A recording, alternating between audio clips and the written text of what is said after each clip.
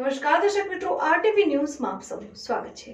સમાચાર આવી રહ્યા છે કે રાજ્યભરમાં નવા ઢોર નિયંત્રણ કાયદાના અમલ બાદ શહેરી વિસ્તારમાં ઢોર રાખવા હોય તો તેની નોંધણી ફરજિયાત કરવાની રહેશે, જેના અનુસંધાને સુભાનપુરા વિસ્તારમાં પરવાનગી વિનાના ઢોરવાડાને તોડી પાડવામાં આવ્યો।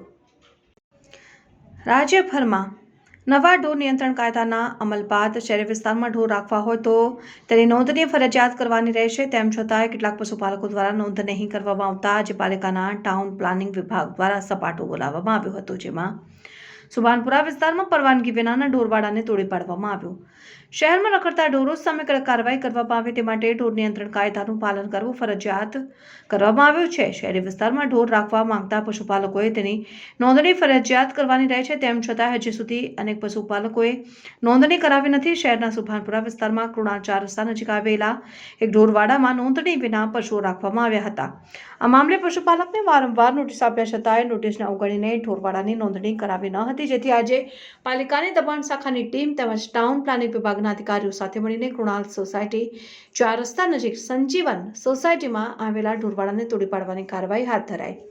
વડોદરામાં ઢોરવાડાના માલિકે તંત્ર ઉપર આકરા પ્રહારો કર્યા, નોટિસ આપ્યા છતાંય રજીસ્ટ્રેશન નહીં કરાવનાર પશુપાલકે તંત્ર ઉપર આક્ષેપો કરતા જણાવ્યું કે પાલિકા તંત્ર ખોટી રીતે હેરાનગતિ કરી રહી છે। અમારા પશુ રાખવા શેની પરવાનગી લેવાની હોય, તંત્ર અમને આતંકવાદી બનવા મજબૂર કરે છે।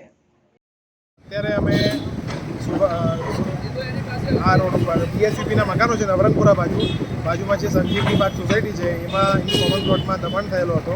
એ ગેરકાયદેસર દબાણ માટેની અમે અગાઉ 2-3 વાર નોટિસો આપી હતી, પણ ત્યાંથી કોઈ જવાબ નહોતા આવ્યા, એટલે આજ રોજ દબાણ શાખાની ટીમ લઈને આજ રોજ ગેરકાયદેસર દબાણ દૂર કરવામાં આવે છે।